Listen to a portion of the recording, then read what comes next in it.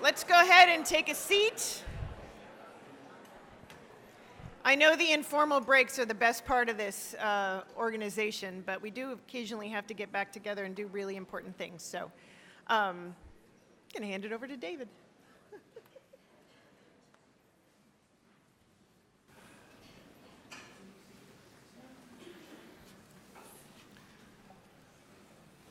I was reminded a few minutes ago that I have given introductions of speakers for probably 50 years. And I've had the opportunity to introduce lots and lots of people in many, many different venues. And so this morning is the most difficult introduction I've ever had to give. The most challenging, certainly, because there are very, very, very few people that I respect more than Lee Shulman. Jill and I were going to battle over who was going to do this, and we even had a routine we were going to do. We were going to tell funny stories about Lee, but that probably isn't appropriate for the time and place. We'll find a drink after a while, and we'll reveal some of these. I promised yesterday I was going to talk about the beginning of CPED and how he was trying to change the toner in a copy machine at the Carnegie Foundation after hours, and it was a total failure. Carbon all over the place. And that's where CPED was born, literally on the floor in front of the car. When Bob Inger said, you know, what we might want to do is learn how to fix copy machines, and then that evolved into a discussion around CPED. So I consulted Lee, you should know, with the boss. And she gave me some ideas, but I won't use those either right now, to your. Every doctoral student in America today reads Lee Shulman. In one way or another, your students are reading Lee Shulman. Every place you go in this country, you meet one of Lee's students, or interestingly, now one of Lee's students' students, who all attribute their successes to Lee Shulman. I had the good fortune to be with Pam Grossman earlier this week, or late last week, and she was talking about the influence that Lee had had on her. He is one of the most humble people that you will meet. He is one of the most brilliant people you will meet, and it is important for me to get out of the way and let him have this opportunity to tell us about and celebrate 10 years of accomplishment, and CPED is one of many, many legacies that Lee has to celebrate for his life work to this field. Dr. Shulman.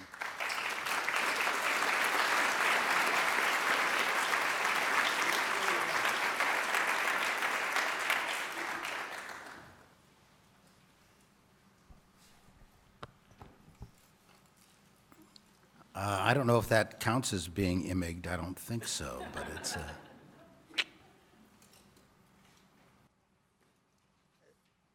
the beauty and the burden of coming to a stimulating meeting where you're scheduled to give a talk about halfway through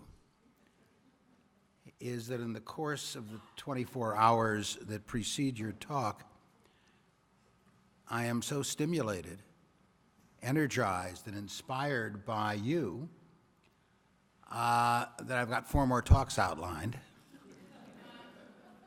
And so from 1 to 2, and then from, but I think that's probably true of many of you as well.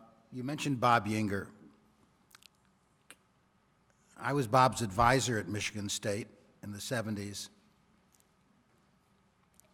His doctoral dissertation was a study of practice,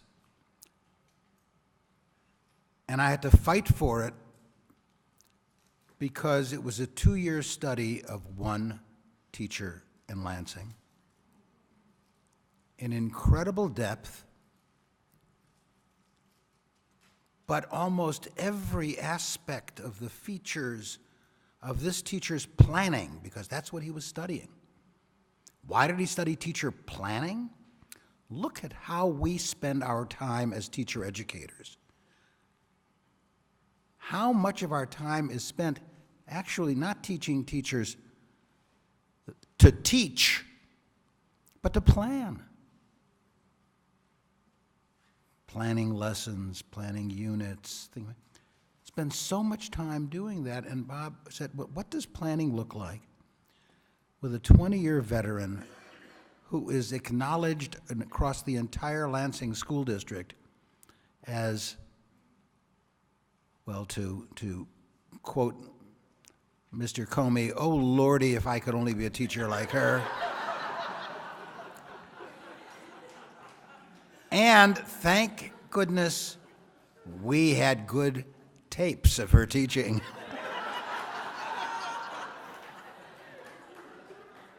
But what made the dissertation a work of scholarship, I wish Bob could be here, is that he continuously related aspects of her planning, not at that point to the literature in education, because most of the literature on planning and education was not research-based, it was faith-based, if you will. It was simply admonitions about how to plan, based on how I planned, whoever the I was. And the first real examination that was a piece of work by one of my teachers, Philip Jackson, in a book called Life in Classrooms, and he talked about the importance of the empty classroom. That if you want to understand teaching, don't just look at what happens in the classroom. Look at the empty classroom, the kitchen table, the desk when all the students have not yet come or have left. How much of teaching is going on there? Anyway, it was a masterful dissertation. It ended up being 2 volumes. And then someone at the oral defense suggested something else Bob might do. Drawn and quartered happened to that faculty member. But what did this study of one teacher lead to? It became one of the building blocks of what we created at Michigan State called the Institute for Research on Teaching, a body of work that I'm pleased to say not only inspired enormous change at MSU, but across the field in the ways we think about teachers as decision makers, as problem solvers, as reflectors, as designers. But that work became the basis for chapters and handbooks of research on teaching, Yinger and Clark. And you know, even though he just studied one teacher, he actually had a bit of a career. He was the dean of 2 fine schools of education, continued to write and influence work, oversaw a major cross-institutional project in the state of Ohio. It isn't the sample size, and as Ash so eloquently expressed, or the effect size, it's the idea size. I told Judy, I warned her that I was going to, before I began my planned remarks, talk about 2 paintings in our bedroom. And Judy, you give me permission, I think. These 2 paintings are 2 different representations of the biblical image of Jacob's ladder. Do you remember Jacob's dream? In Jacob's dream, what he's dreaming of are angels going up and down from the heavens back to earth, constantly going up and down. And in a very early chapter of Genesis, there's this very mysterious couple of verses. Do you remember the fallen angels? The fallen angels. Milton wrote about them a great deal thousands of years later. But this notion that at some point, right at the beginning of creation, some of the angels fell from heaven and cohabited with human beings and created some sort of race of superheroes that now inhabit most of our movies, I think. But this image is one that Judy, will you raise your hand so they can bother you at lunch? Come on, kid. I refer to her as my first wife. We've only been married 56 years, and I'm taking nothing for granted.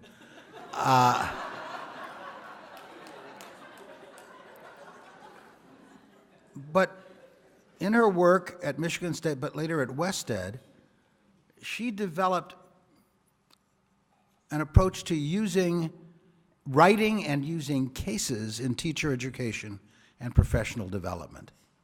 Edited, 6, 7, 8 case books and wrote about this.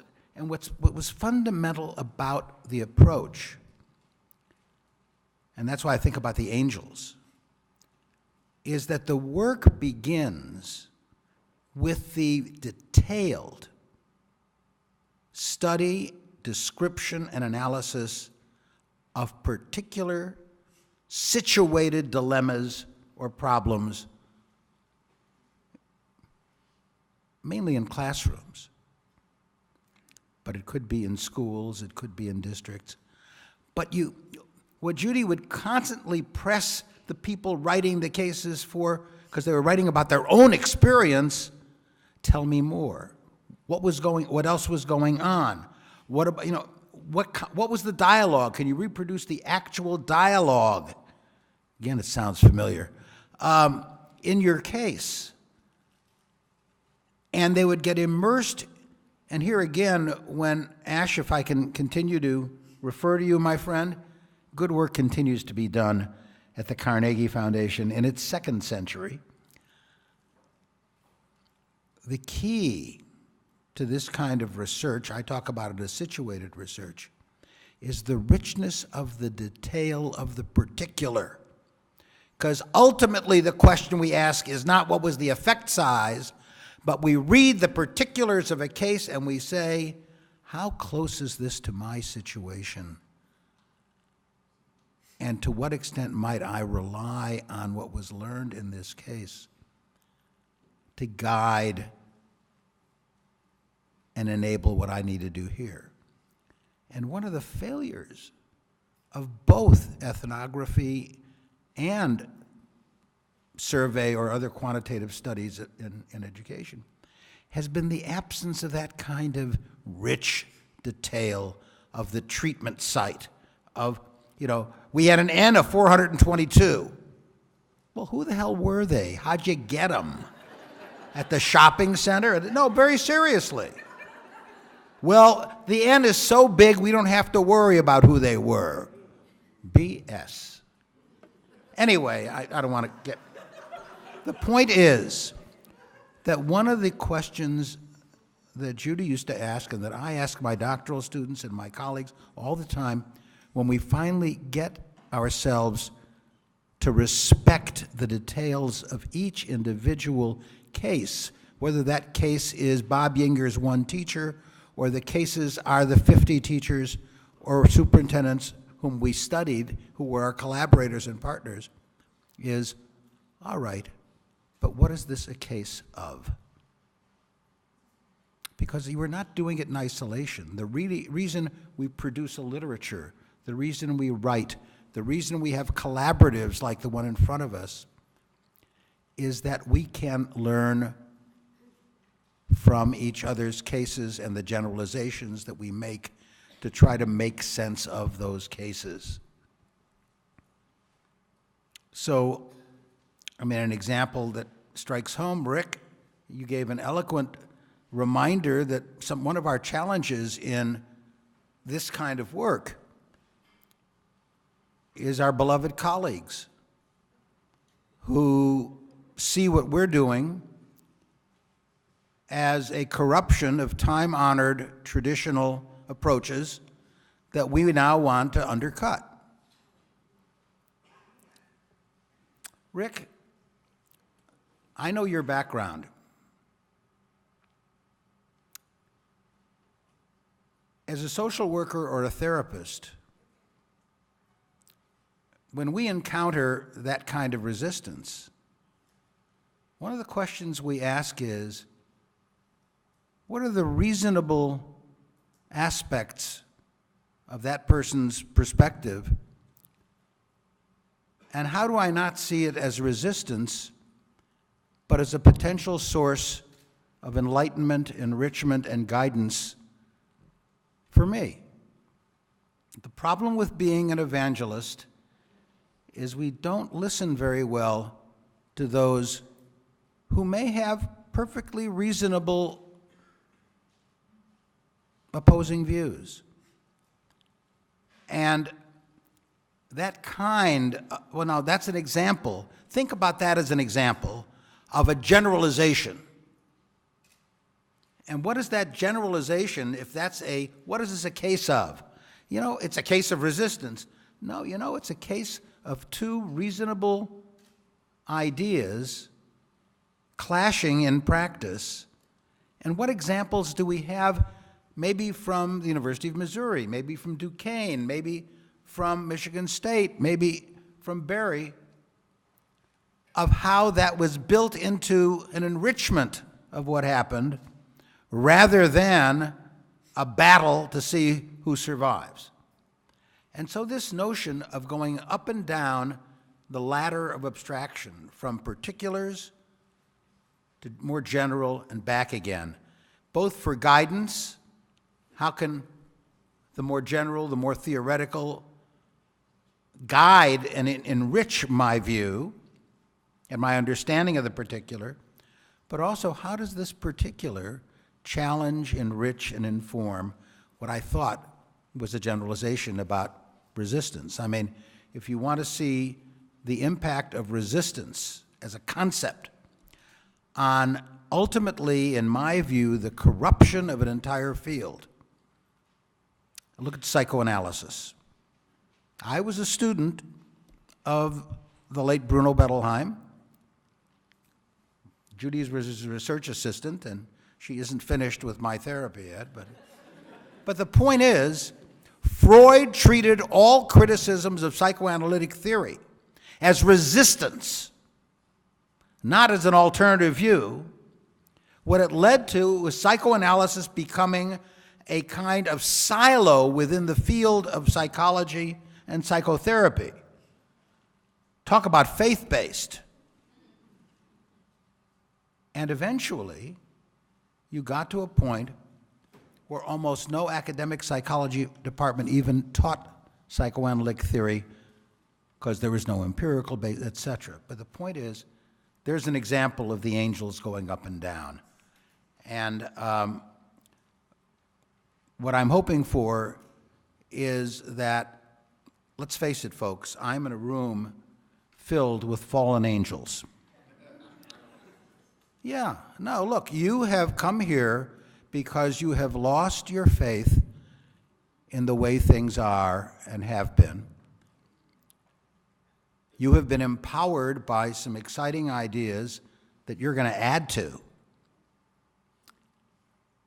And you have to fight for them, but you have to fight for them with colleagues who aren't stupid. I mean, the way the fallen angels made their way in the world, according to Genesis, was they started cohabiting with human beings. I'm not suggesting... Talk about getting into trouble. All right. Those are prefatory remarks, and I've killed half my time. So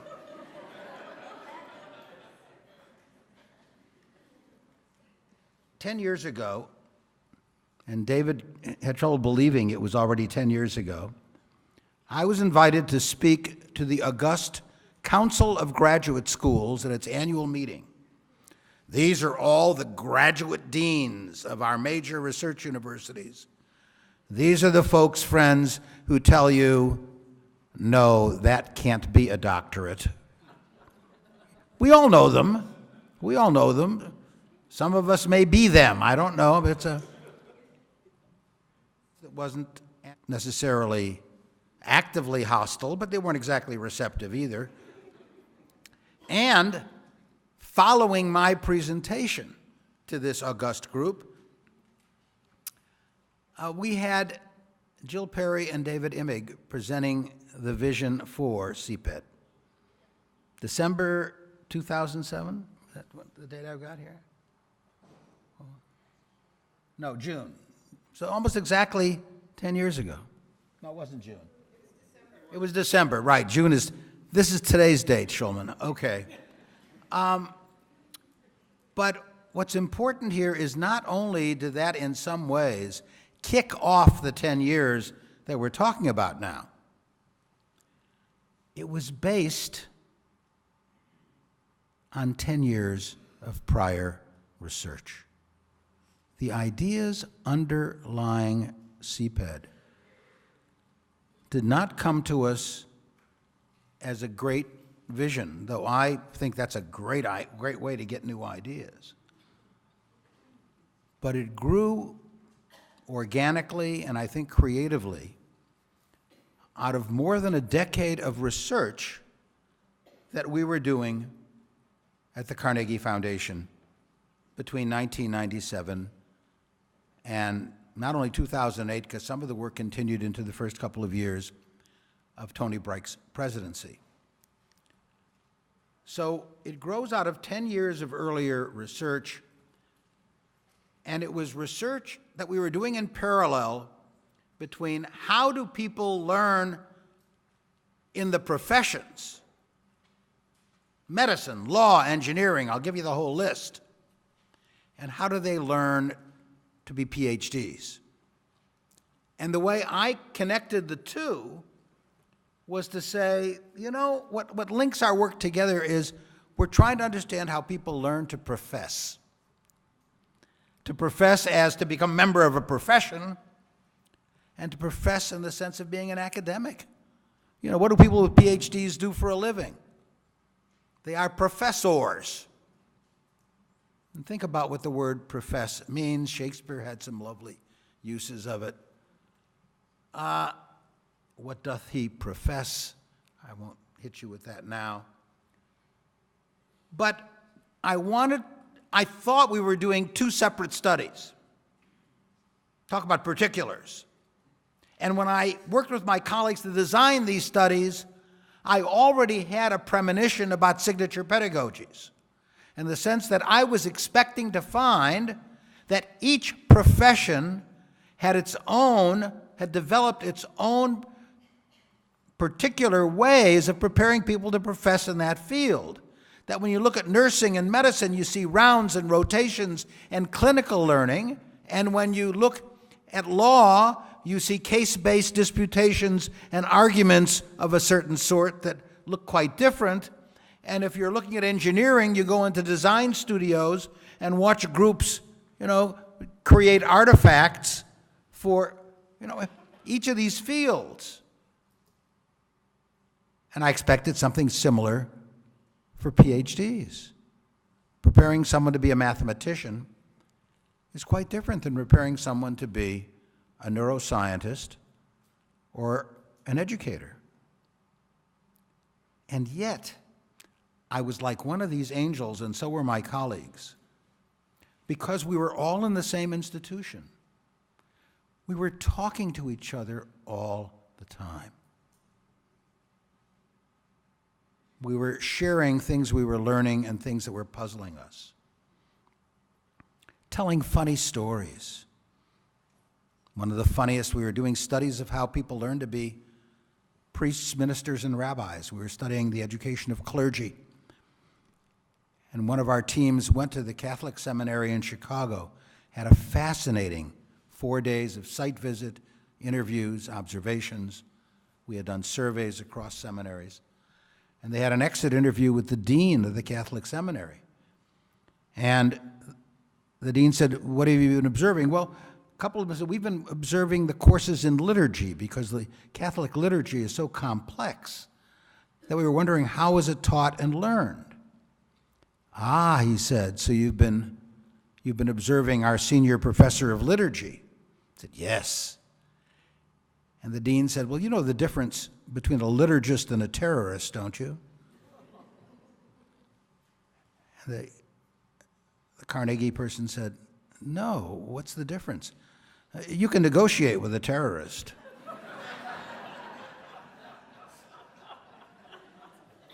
But you tell these stories while you're all eating your bag lunches, as well as as meetings that we would spontaneous call, And what we found ourselves doing, these stories, I mean, that's a rich story. That's a rich story. What is liturgy a case of? And how is it different from classes or practica in the same seminary on social action and social change?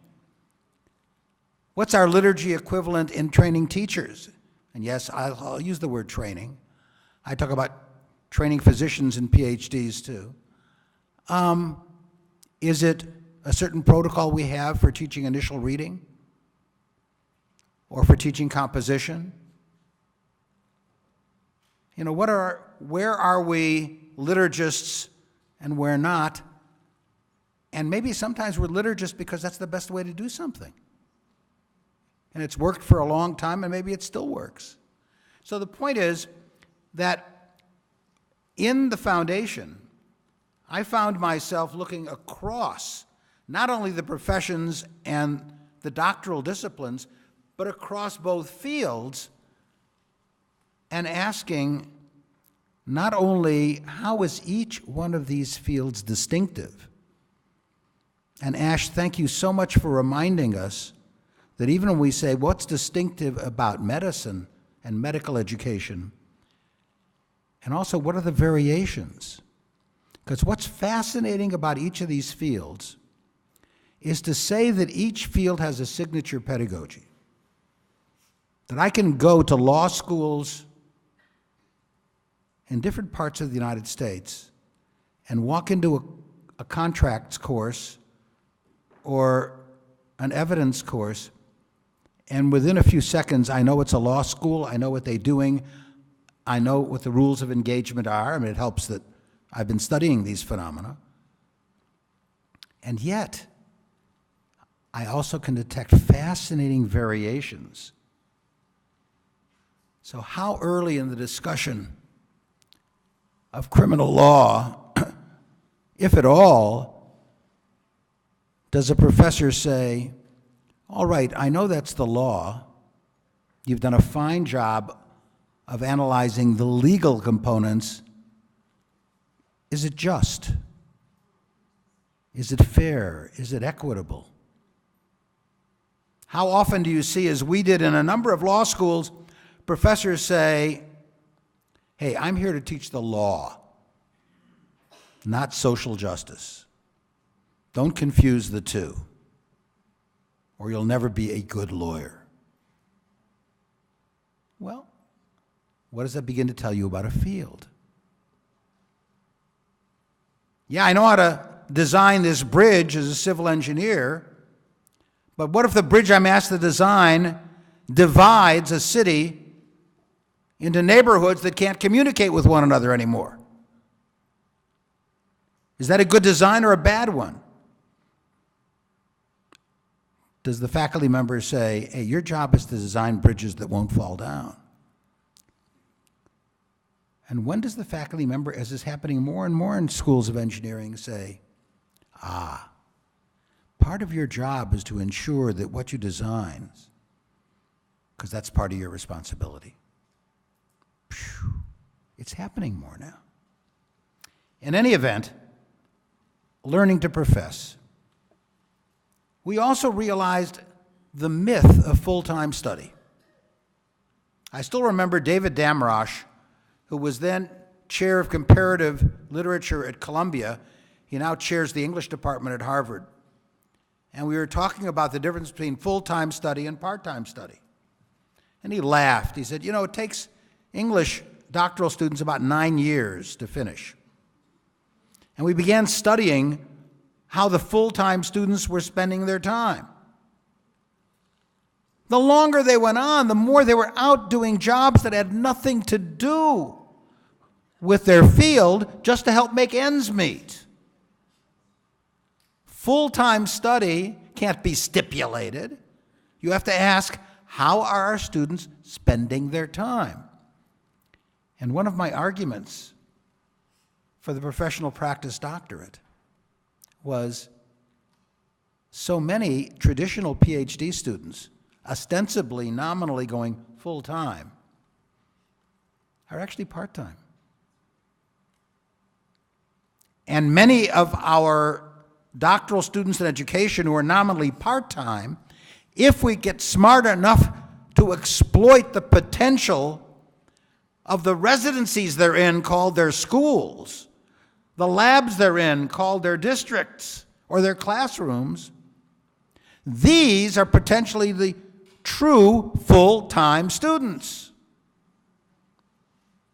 That was our challenge. Remember, this is now 2007. We're wrestling with this. And how many good examples did we have? Very few.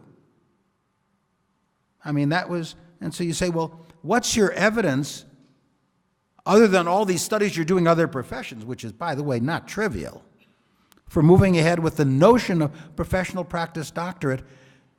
And my colleague, retired also at Stanford, James March, Jim March was one of the great leaders in organization theory, once wrote a paper on the power of ideas in stimulating new work.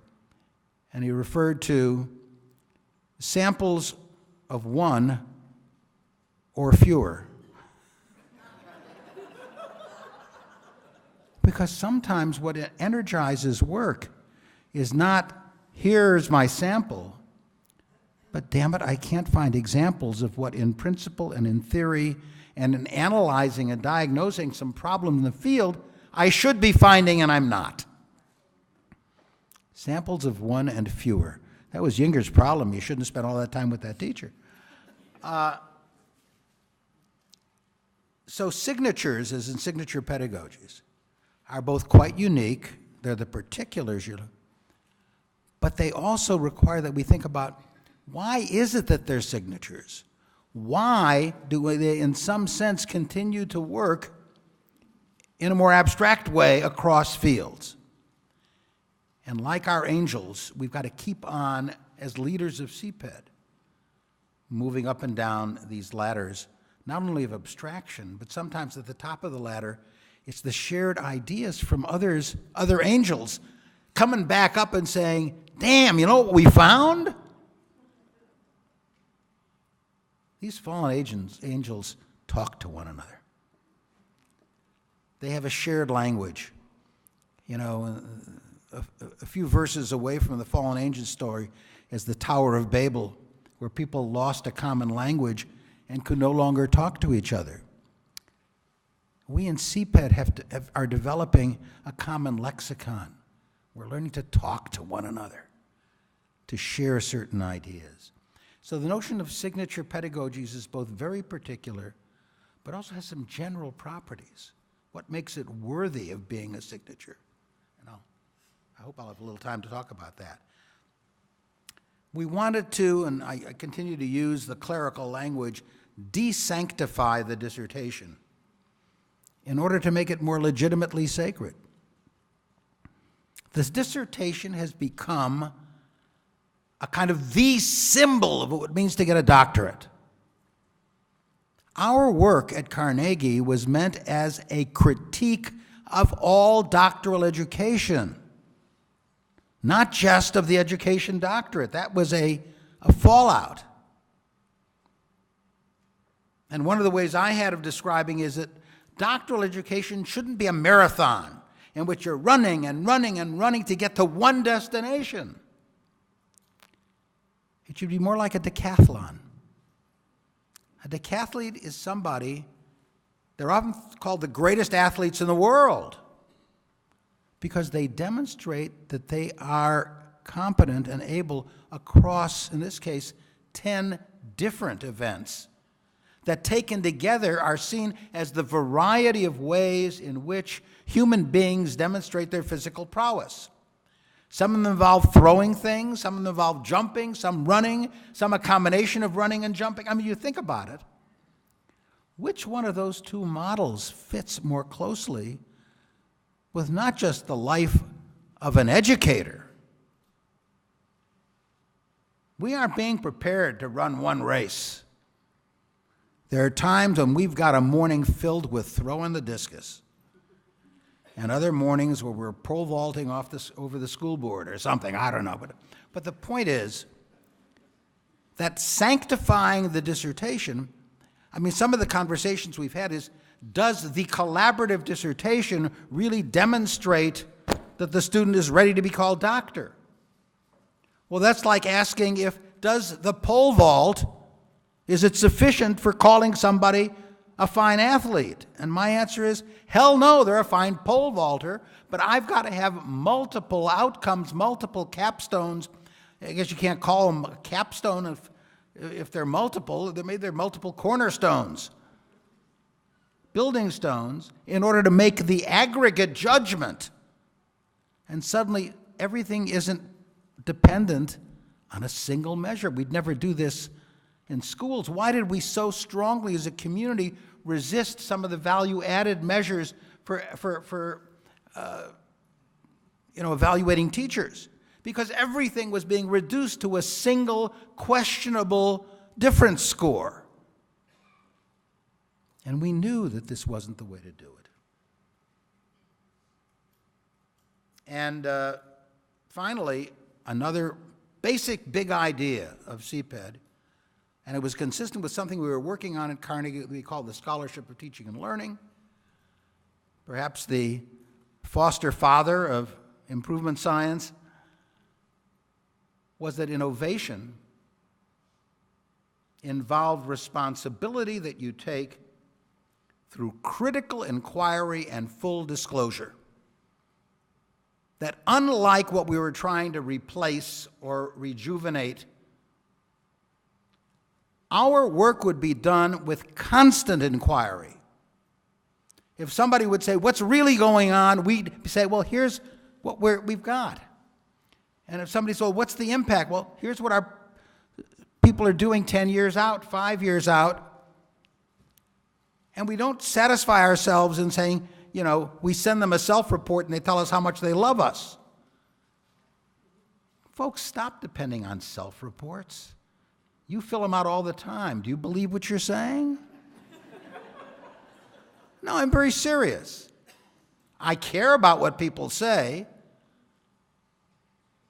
but it's not a reliable single measure. In any event, that's where we were 10 years ago. That was the argument I was making to the Council of Graduate Schools. And before they could attack me,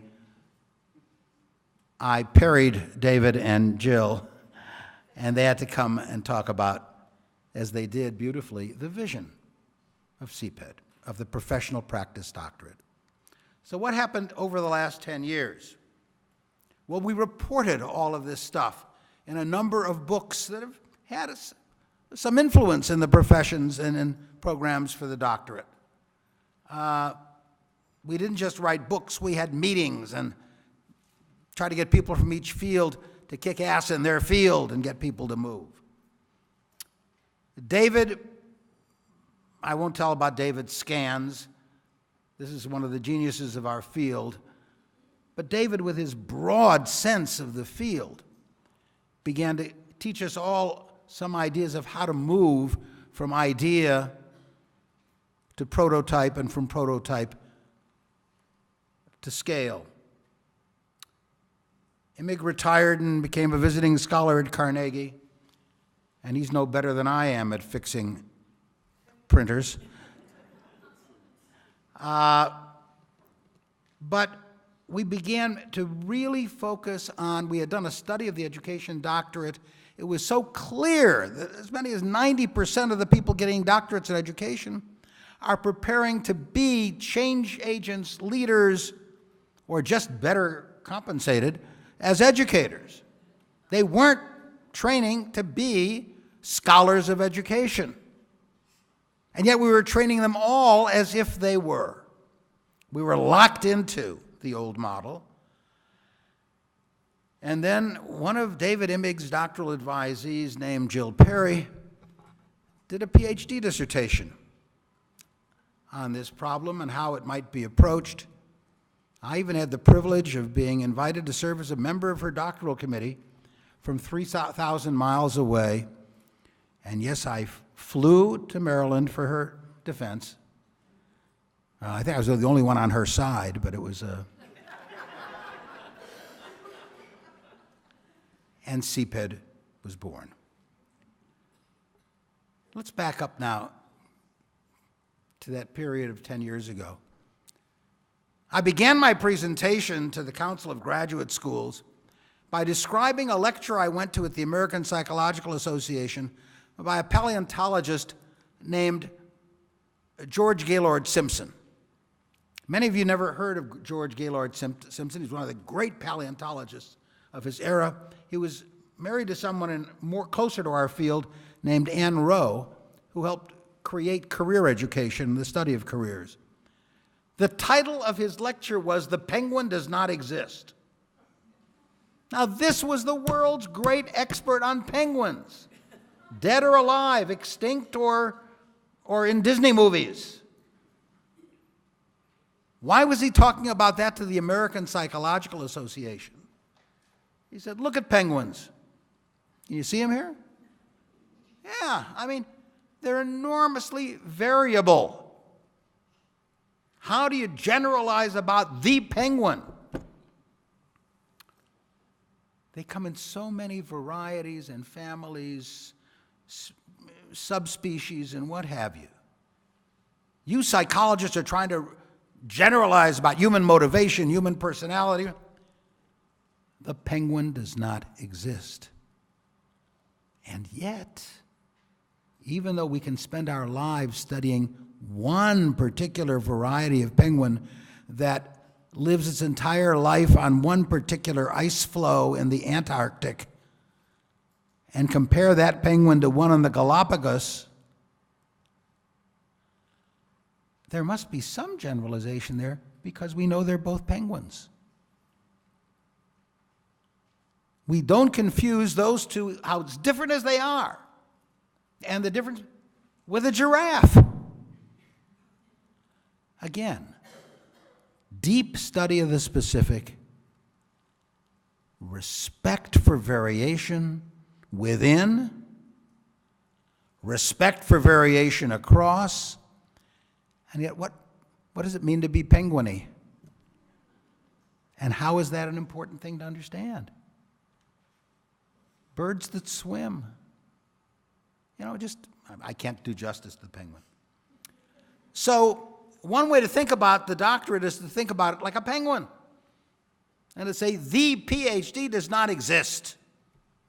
We have to think about variations, even though we recognize that the world does also think about the general case. But it turns out that's not the only sea creature that the PhD has been compared to. William James, 110 years ago, just about, 1908 it was, wrote an article about the PhD octopus.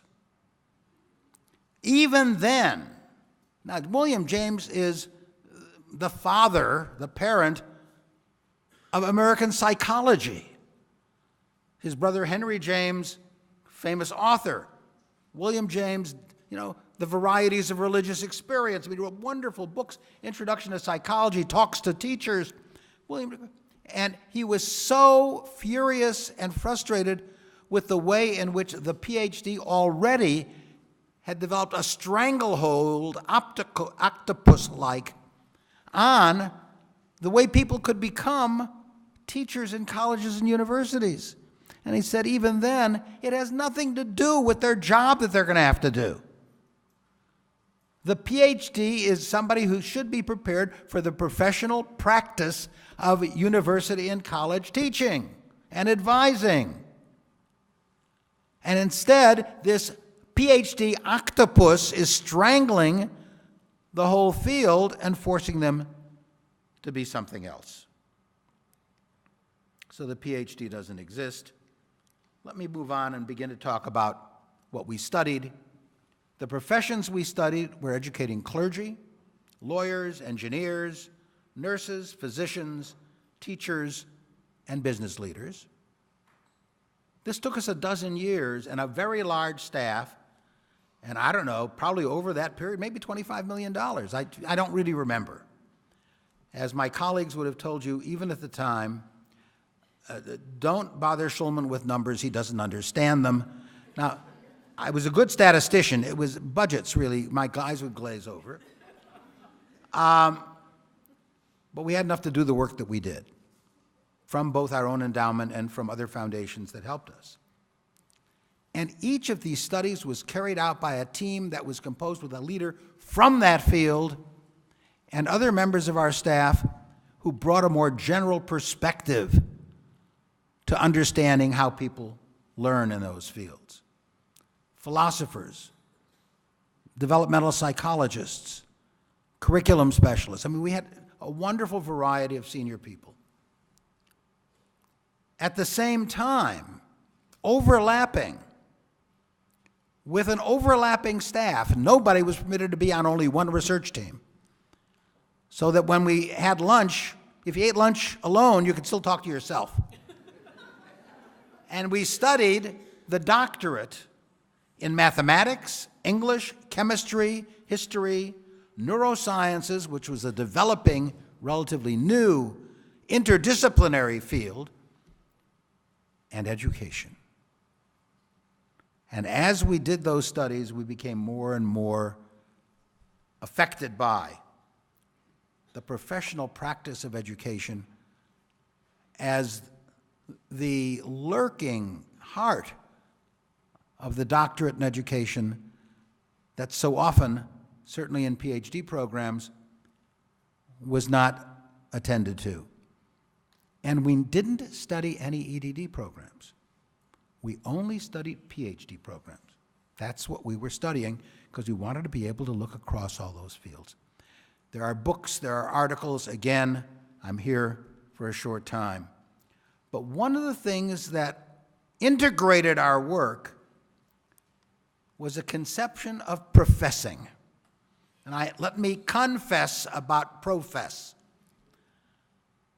Like, I think any good piece of work, this idea developed, I think, before we began doing our empirical work.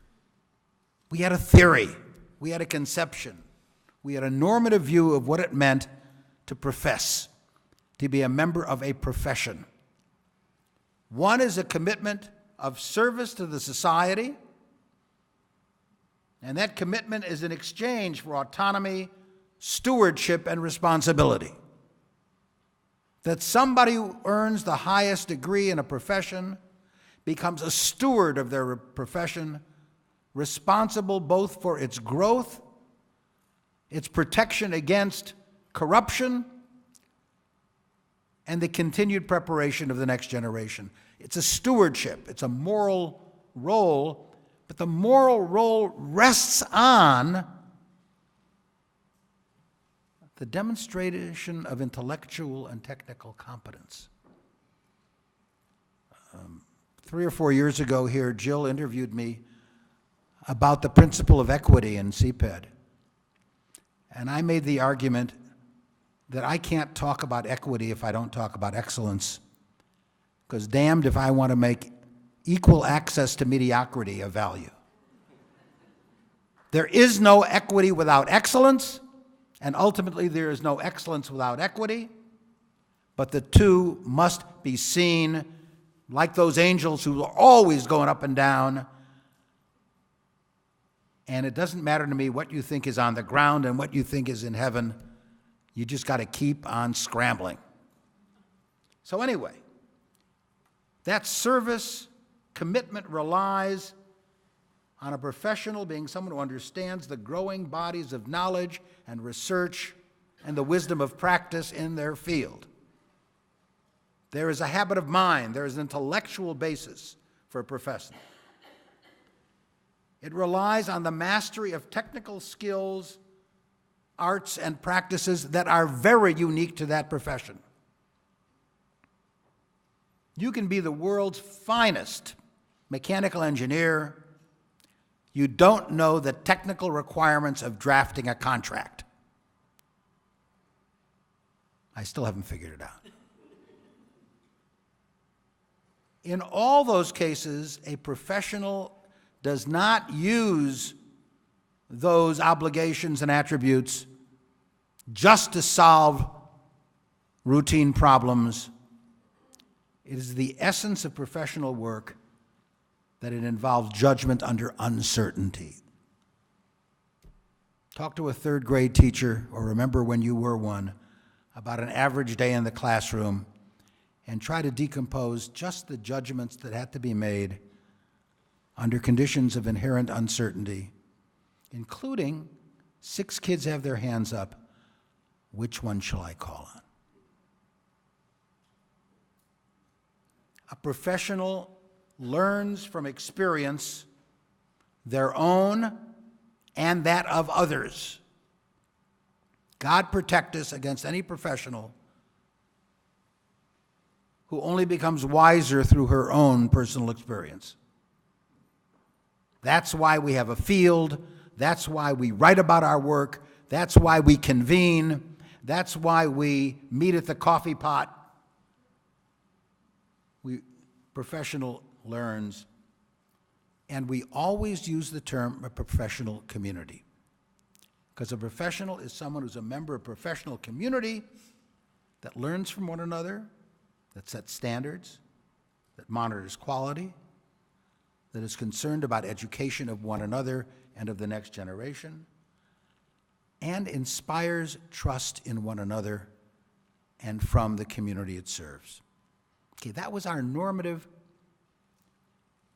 and we applied that in looking at engineering, at looking at the preparation of rabbis and ministers, at the preparation of lawyers, at the preparation of nurses and physicians. And we asked, to what extent did they meet the standards of a profession? Where do they surprise us? Which ones did they emphasize most fully? And which ones did they skip? Because all of them skipped some. And so we began looking at the professional doctorate. But our big question there, which I won't have a chance to go into in detail, was, and this talk about an arrogant assertion, that the problem of all doctorates was not that they didn't teach research methodology well enough, was not that they didn't teach the most exciting, arcane, current as well as old theories in the field well enough. I love teaching history of education, history of psychology, and I'm not a historian, but I just love that stuff. The problem with the doctorate is it wasn't professional enough. That PhDs needed to think of themselves as preparing people for professions, the academic profession, the scholarly profession. And this involves a moral component of leadership and service. How does your study of Athenian archaeology end up making the world a better place? How do these aesthetic judgments enrich the lives of people? I'm not just talking about they make more money if they study the architecture of the Parthenon. I'm talking about liberal education making people more enlightened citizens in a democratic society. So the goal here was, how do you make the doctorate more professional? Now, those were fighting words to the Council of Graduate Schools. Trust me. You know, I've got another 2 minutes to talk, and I've got another 30 minutes of material. And you know what that makes me? A teacher. And so, look, folks, one of the things I take pride in is that I was the first president of the Carnegie Foundation who did not come from a background in administration. I had never been a department chair, or a dean, or a provost, or a president. I'd been a teacher. And trust me, my appointment as president of the foundation was a surprise to a lot of the world. But I'm delighted to say that after I did that for about a dozen years, that when my friend Tony Breik was appointed, who also had not been, in that sense, an administrator, nobody ever said anything. Folks, teaching is a hell of a good preparation for nearly anything. In any event, let me quickly just mention some of the other things I wanted to focus on. First of all, one of the ways in which our arguments for a professional practice doctorate need to gain their power, and I don't mean power in a political sense, I mean in disputation, in conversation, in argument. And I think of argument as a very positive thing. It is because we can say that every one of our programs is itself a laboratory of practice. That to call oneself a research university, as William Rainey Harper, the first president of the University of Chicago, my alma mater, said, above all, a research university must treat itself as an object of inquiry, itself as an active site for investigation. And if somebody said, that's the wrong way to do things, your response has got to be, I've got some evidence. Maybe that evidence is a Yinger-like deep study of a single case. Maybe, more likely in this setting, it's the studies I've done of how people learn across courses and programs. It's that I'm not doing this alone. I'm part of a consortium nationally that brings together findings from other places. I thought we were doing things the best way, and then we had a convening, and someone from Northern Iowa showed me what they were doing, and I said, of course, let's try that out. That we treat everything we do, in the very best sense of the word, as an experiment. As Randy Bass at Georgetown has enjoyed saying, he's the vice provost for instruction at Georgetown, in the world of research, when someone says, I've got a problem, we say, wonderful, what is it? In the world of practice, somebody says they have a problem, well, don't talk to anybody about it. We are driven by our appreciation of how our spirit and culture of inquiry helps us understand problems we were burying, covering up, and we are in a community that treats them as, oh, that's a great problem. You better work on it. What can you learn from others? What can you learn from the theoretical literature? How can people in the program now begin to study that, faculty and students? It is this spirit of inquiry. I was mentioning to Ash that many of the things he was describing resonated with me.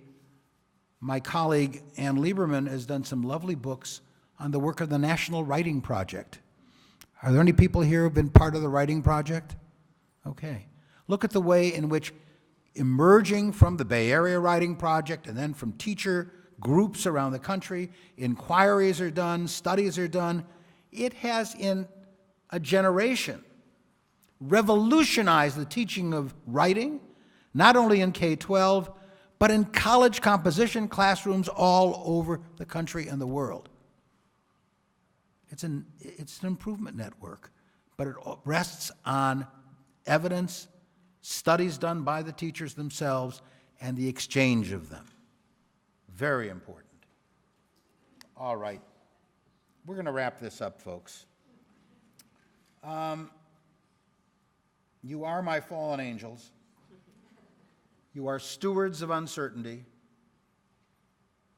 You are members of a consortium committed to the role of inquiry, evidence, and that evidence can be numbers, it can be carefully collected narratives and stories. There's no one kind of evidence, but you must be committed to that. I think, and now I'm sticking to some stuff I've heard here that strengthens some views I had a decade ago, that the desanctification of the dissertation as learning opportunity is absolutely necessary. Now, we can't forget the ceremonial role of capstones. Ceremonies are important. They really are. Very, very important. And there's a reason why we hood our doctoral students, we dress in those funny clothes. It is meant to signify that, I'm going to go very quickly to the end, it's meant to signify that something important is about to happen, that someone has achieved a special role, and we at the research universities, and I don't care whether you call your place a college or not, you're a research university if you study your own practice. That research is a way of combating amnesia. We forget so rapidly the lessons we learned yesterday. Fantasia, in place of remembering and documenting, we create a fairy tale of what has happened in our program. And if we're asked for evidence, sometimes we cite one student from the last 10 years. Inertia, a body at rest stays at rest, and nostalgia. But if that's how I was trained, and look how good I am. So anyway, perhaps the doctorate is like a penguin. They sure look alike, don't they? I look at that relation, On the other hand, I want to argue at the end here that the real comparison is not with the penguin, but in a very positive sense, with the octopus. Think of those 8 arms as 8 different ways in which every one of your doctoral candidate demonstrates their competence. We will not certify someone as a physician who knows nothing about anatomy or who knows nothing about obstetric and gynecology, because medical problems don't come to you already fit. They have to have they have to learn how to look, how to listen, how to smell, as well as how to cut and stitch and counsel and comfort. They have to learn how to help people stay alive, and increasingly, they've got to learn to help people die with respect, with comfort, and without fear. So maybe it's an octathlon rather than a marathon that we're interested in. But we must, and we've got to, and again, I argue this for all doctorates, because the person getting a doctorate in neurosciences also needs more than one arm. You are the cutting edge. You are not the fringe. Don't forget that. You're the way the fields are going. More and more doctoral dissertations are multiple different chapters, each one demonstrating a different kind of competence or ability. The Modern Language Association is now recommending that there be an oral defense of every chapter of a dissertation in the form of a conversation with the whole committee, instead of this nonsense that you submit drafts. Sometimes the professor sits on it for 5 months and then gives you feedback that's inconsistent with the one Emig gave you 2 weeks after you submitted it. That's brutal. It's bad education. Each chapter gets reviewed, and the dissertation is accepted when all the chapters have been reviewed. There are new ways of doing it, but the important thing for us to remember is we've got to keep writing and talking about what we learned, which is another reason why the octopus ain't a bad example, because the octopus defends itself with an abundance of ink. My friends, Publish or perish in the sense that make your work public or your ideas will perish. Your innovations will perish. Your inspirations will perish. That's why we have a consortium, and that's why in the centennial version of Carnegie, we had a simple way of characterizing the responsibility of those of us in education to engage in a scholarship of teaching and learning, of which improvement science is certainly a vivid example. When you do your work and you innovate and examine it, one, make it public. Two, invite others to critique it. And three, pass it on. My friends, you're engaged in making your work public. You are critiquing each other's work. Do it in a more friendly and a more critical way. And then pass it on to one another because you are members of a community of scholars. Thank you.